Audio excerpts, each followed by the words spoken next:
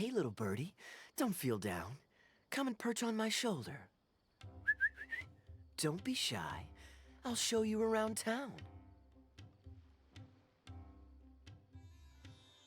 Really?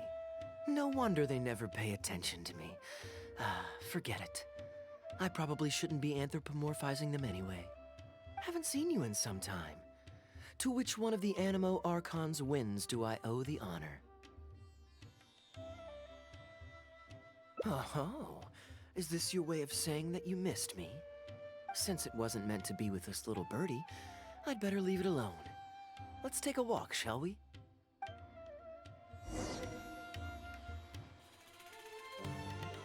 If you're wondering why I'm here, Jean's been worrying about trade safety recently. I discovered this when I unwittingly burst into her office to save the day. Another job involving long-distance travel falls to me. I suppose it's my own fault for having such a strong sense of duty.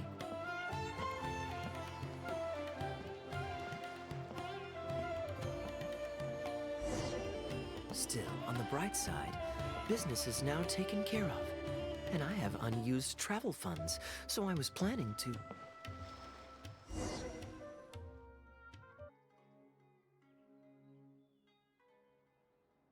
Gundafar, we are in the middle of a war. Your place is at the front lines by my son's side. Pray tell, what provokes your unwarranted return to the palace?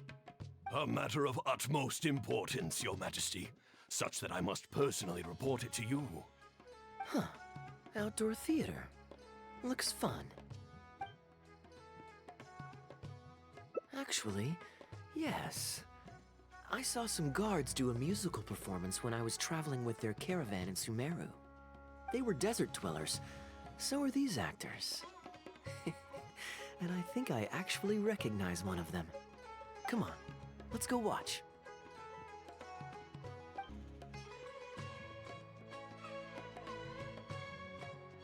Your Majesty, not only has God bestowed the throne upon you, but your beloved son, Prince Kubad, has led our brave warriors to victory against Frasyav's army. His men have laid down their arms and fled. Frasyav's brazen ambition is no more. He has bowed his head and now presents to your Majesty an offering of treasures and hostages, as well as a plea for peace. My king, this battle has finally restored the dignity of our people. Moreover, with Frasyav's offer of land comes the opportunity to expand our borders, as your Majesty so greatly wishes. His Highness the Prince and I believe this peace settlement will be a great boon to our nation. It is for this reason alone that I have removed my armor and made haste back to our halls from the front lines. My king, what say you to this proposal? Ah, it's the tale of Prince Kubad. Ever heard this one? Don't worry, I still remember the general plot. Let me fill you in on the background while the king deliberates. The main characters are the brilliant Prince Kubad and his war-hungry father, King Kabus. The one talking to the king right now is Gundafar, the prince's tutor. When the prince was young, the king was deceived by a malicious rumor that the prince had mistreated his stepmother. He demanded that the prince walk through a blazing fire to prove his innocence. Miraculously, the prince emerged unscathed, thus proving his innocence. But the seeds of doubt had already been sown in the king's mind. Now uneasy in the presence of his mistrustful father, the prince requested to be sent away to the battlefield where he would fight against Frasyav's army. That's the enemy general we heard them mention just now. This is the part where the prince has won the war and decided to forge a peace with the rival nation. He wrote a letter recommending peace to his father. Oh, it looks like the king's made up his mind. Let's keep watching. Frasyav lost because he did not have the blessing of God. Our God will always watch over us and punish our enemies. Once the bells of war have begun to toll, they shall not cease until the blood of our enemies fills the land. There can be no victory until the last enemy soldier has fallen. If Kubad still wishes to be my son and hold the intaglio I bestowed upon him as proof of his royal blood, then he must obey my command. Your Majesty, I must caution that a nation destroyed is not a fallen city writ large. Now, the loss of one city strikes fear into the hearts of our enemies, compelling them to accept defeat and cede land in exchange for peace. If, however, we insist on bringing a whole nation to its knees, then so long as a single person is left standing, they will see us as their sworn enemy, and one day return to us tenfold the pain that we have inflicted on their nation and family. My king, a people is to their nation as wild grass to the open prairie. Though we burn down the whole field and spare not one blade of grass, roots continue to grow unseen beneath the surface. Come the spring, it is all but inevitable that fresh green shoots will rise up from the ashes. Cease, Gundafar. Your mind grows dull in your old age, filled with naive delusions. We shall have no more need of you on the battlefield. As for my son Kubad, I will summon him back to the capital, so he may be tried by a court-martial. What are you saying, my noble king? Why must you mistrust your own flesh and blood and sink ever deeper into the blight of hatred? When he was falsely accused, you once doubted his honor and made him walk through a raging fire. Did he not prove himself worthy by emerging unharmed from the flames? Now you would turn me away when I seek only to provide the wisdom of counsel. What is the justification for this? The justification is that my word, not yours, is the law of the land. Cease and be gone, Gundafar, so you may spend the rest of your days with your wife.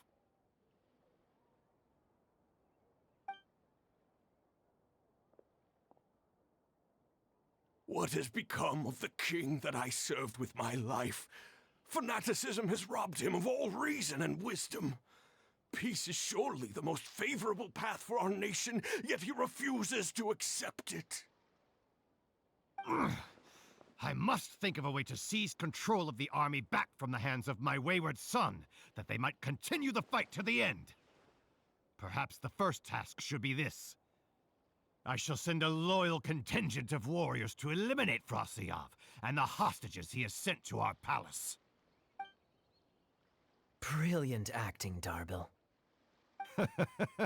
I saw you approaching us in the middle of the scene. I was worried that my performance would be subpar and you'd think I was just making a fool of myself. Not at all. Far from it. Actually, let me introduce you. This is Darbil, the actor for King Caboose. When we first got to know each other, he was still a guard for one of the merchant caravans. Seems like he's now made the switch to full-time acting. Nice to meet you. Any friend of Kaeya's is a friend of mine. To be perfectly honest, I wasn't making all that much as a mercenary. It felt right to me to get away from the danger and live a more stable life. I was already pretty good at telling stories, so I just recruited a few friends and started performing shows all over the country. Full disclosure, we had to put this little stage together using whatever wood and cloth we could borrow. It's really low budget. Anyway, we're all good enough at acting to get through the motions, but none of us are any good at coming up with a script. Everything we tried to write just sounded off somehow. So I got a student from the academia to adapt an old story I knew to make it more appealing to our audience. What do you think? Passable? I could tell that you've had someone tighten up the lines. They turned out very nicely. Ah, that's good. Well, as you can see, even now, we still don't have much of an audience. Don't suppose you'd be interested to see the rest of the show? Sure, why not? I don't have anything pressing lined up. And I don't think the Traveler does either. Tickets for 2, please. How much would that be?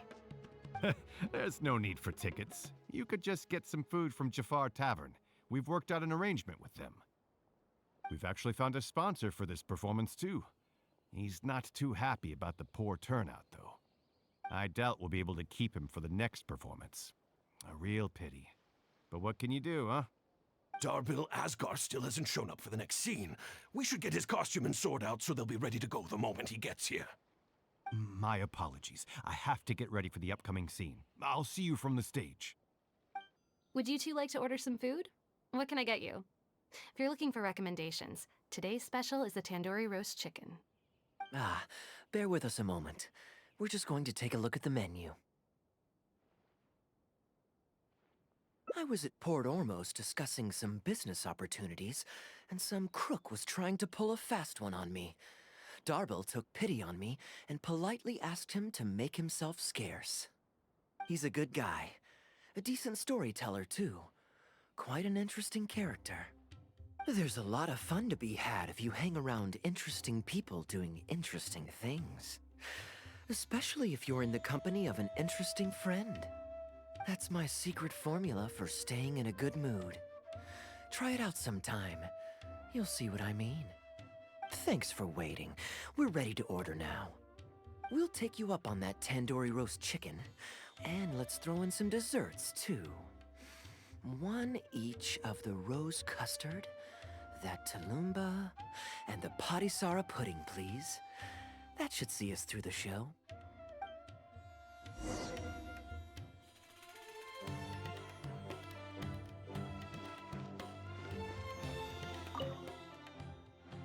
We've got good seats, close to the stage, but also not too crowded. We can watch the show as we eat. If I remember correctly, the next scene should focus on the prince. But I won't spoil it for you. You have to experience it for yourself. I don't tend to judge a story's worth by my personal affinity for it. But if you want to know my opinion, I'd say it's a fine tale, with a classical flavor that makes it a story for the ages. History always repeats itself. When you keep this in mind and watch out for the echoes of past events in the present, things that appear unfathomable at first glance become much easier to comprehend. Here you are. The check's on the table, too. Just call me over when you're ready to settle up. No need. I'll pay up front. Here. Keep the change. Thank you, sir. Oh, but this is too generous. Call it a token of my gratitude for the excellent service. The food all smells wonderful, too, so please pass my compliments to the chef. Thank you so much, sir. Let's dig in, traveler. Hey, Kaeya. I'm so sorry, but the actor who plays the prince has run into some difficulties and won't be able to make it. We can't do the rest of the show without him, so I'm really, really sorry, but we'll have to call the show right here.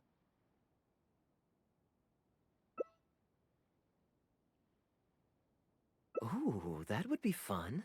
I wouldn't say no. Darbil, would you lose any income if I were to mess this up? Not really. I mean, there's not much of an audience here anyway. I wouldn't want to take too much of your time, though. Don't worry about that. I like to be spontaneous now and then. Spice things up a little. Let me think. Well, you already know the story, so you just need to memorize a few lines. Ha! You know what? This might actually work. Ah, wait, but Kubad has a specific costume he's supposed to wear, and there's no way you'd fit into it. Switching actors is one thing, but wearing street clothes on stage would really ruin the immersion. Yeah, I don't think this is gonna work. Well, good thing that I've actually got a costume with me. It goes pretty well with your stage, too. You're kidding. Can you show it to me? Sure. If you can show me the way to your changing room? It's in the restaurant. Follow me.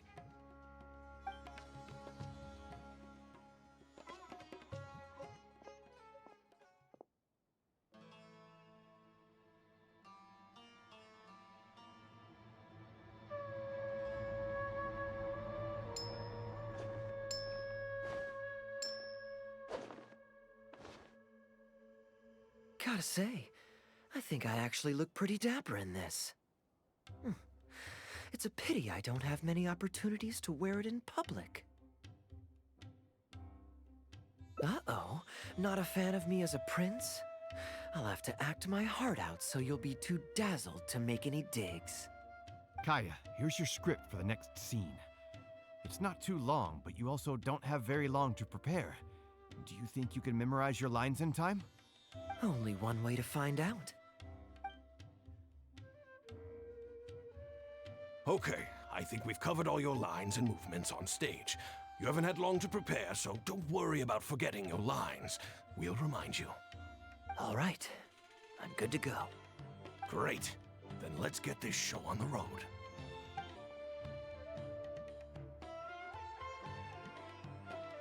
General Kubad, son of Kabus, the fate of this battle is clear. I beg you, please spare my few remaining men. They no longer have the strength to fight back. Frasyav, though you now lead only the husk of a once mighty army, I have no desire to crush your dignity. Even your most savage warriors have no desire to see further bloodshed, and none among your ranks have opposed these peace talks. Nevertheless, I must hear it from you one final time. General Frasyav, do you agree to sign a treaty in good faith and commit from this day forth to peace between our nations? With my army in ruins, I am in no position to do otherwise, but on this, I give you my word. Yes, let us end our hostilities and send our surviving men home to their families. We share the desire to lay down our arms for good and liberate our hearts from the dirge of hatred. Then as God above is our witness, by the authority vested in me by this intaglio of King Kabus, I hereby declare that I will spare your hostages and what remains of your army. May peace be restored to this land, and may these fields of war become a place where crops grow aplenty. My tutor, Gundafar, has already made haste to my father, the king, with the recommendation of a truce. It is my sincere hope that he will see that peace as a path to prosperity and grant me his blessing. Prince Kubad, your name is renowned throughout your land and ours. I will place my hope in your words. One will find on a battlefield no master of ceremonies, nor the paper on which a treaty may be signed. In their absence, let us raise our weapons and swear an oath. I, Kubad, son of Kabus, hereby pledge protection to you and all of your kin.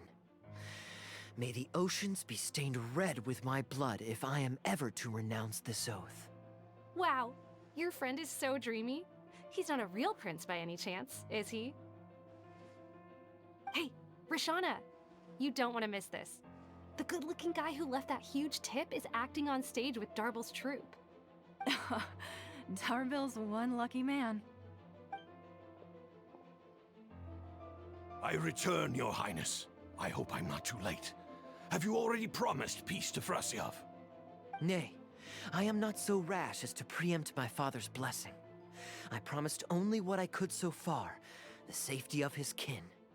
My child, I must share with you the gravest news. Kabus has become blinded by fanaticism and hatred, and will stop at nothing to vanquish every last man under Frasyav's lead. How can this be? You mean to say that my father has rejected our proposal for peace? He has indeed. I urged him to reconsider, and for this I was rebuked and dismissed from his service. But far stricter punishment than this awaits you, should you return home with your troops. Please heed my warnings, dear child. I dare not imagine what unspeakable atrocities your father intends to commit. Nay, the truce must stand. I cannot renounce my oath. How can man claim to stand above beast without remaining true to his word? The masses have grown weary of death and conflict in both our nation and theirs. Are we all now to bend to his will and massacre countless more to satisfy a desire that is his alone? When I departed my beloved home to fight in a foreign land, I did so to honor his wishes and for my duty to our people. Alas, is this fate's grand design? Is this fate's grand design? Kaeya, the next line is, "Alas, is this fate's grand design, that I should spend the rest of my days in a foreign land, till I am laid to rest in a grave far from home?" Must it be so? Huh? Wait, that's not part of the script. Kaeya, did you not hear me? My dear audience, I ask you this. Do you believe in fate? If fate decreed that your life was to end in tragedy, what would you do?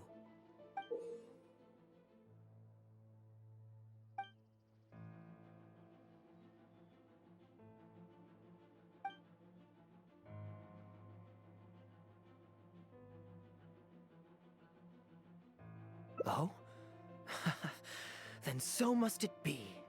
Yes, so must it be. I shall discard this intaglio and rid myself of the shackles of fate. Wait, but that's not... My dear prince, do you intend to betray your father and abandon your heritage? Fate means to send the machinations of war to every corner of the land, to fan the flames of conflict till they engulf the entire world. Fate would see my sword tainted with the blood of innocence, that the bright banner of my homeland might fly in every nation known to mankind. But I shall not bow to the will of fate. I am no pawn in heaven's plan. Bravo! Where did this guy come from? Is he one of the new hires? Hey, shut up. Stop interrupting. I, Kubad, will spend the rest of my days in a foreign land till I breathe my last in a place far from home. Oh, at least he brought it back in the end.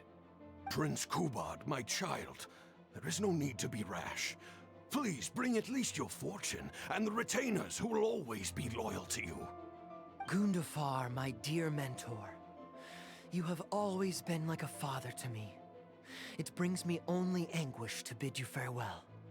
But I must walk this path, or freedom dies by my hand. Goodbye, my tribe and kin. Farewell, sweet land of my birth. Goodbye, my child.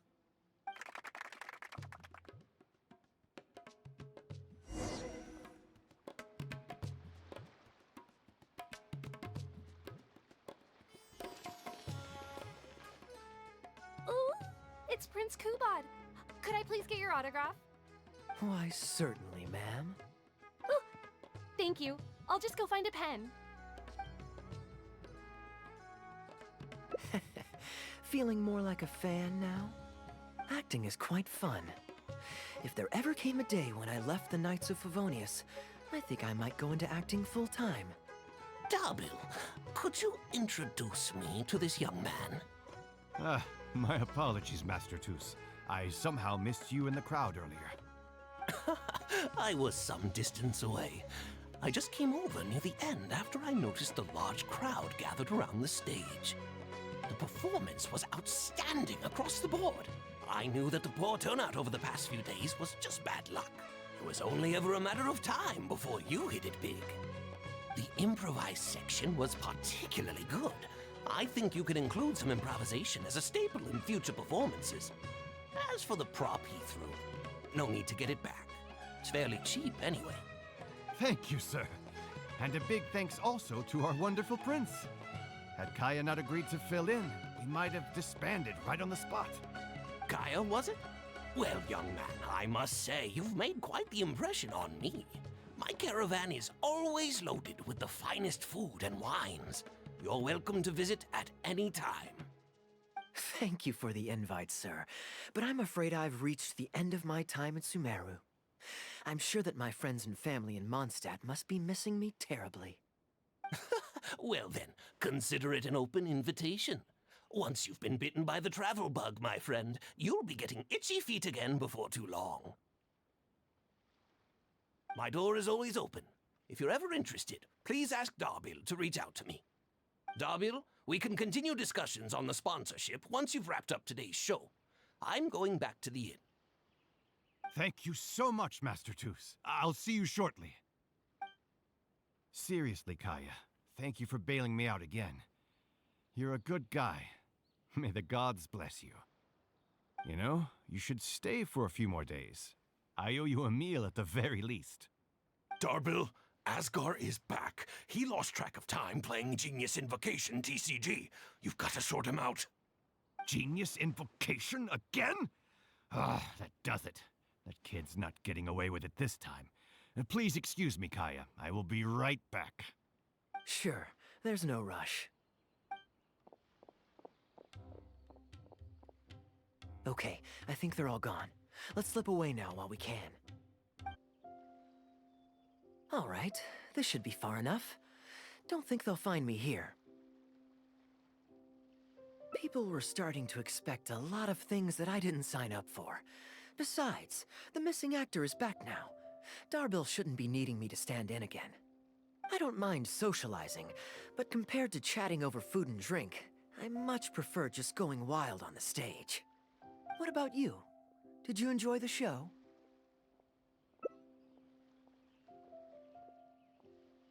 Oh? I was expecting a lengthier critique, but you've thrown the question right back at me. Sneaky. All right, I'll rise to your challenge. Let me think. All the world's a stage, and all the people merely players. Does that answer your question? Perhaps there's an inept god out there deciding everyone's fates, much like the academia student drafting Darbil's scripts. Yeah, inept is a good word for it. Honestly, it might even be a little too civil to describe a god who turns fathers against their sons and is bent on endless warmongering, don't you think? Anyway, that's exactly why actors need to wake up and realize they don't have to follow the script. There's nothing to stop them from following their gut and making it up as they go along. Oh, my dear traveler, please don't take me too literally. I don't want you to get the wrong idea. The god is just a figure of speech. The real point I'm making is about the actors. Everyone, you and I included, is both an actor and a member of the audience. If you don't like the script, just walk off the stage and join the audience. You always have a choice.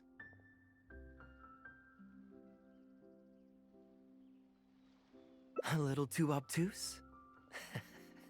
Well, don't dwell on it. It's nothing worth losing sleep over.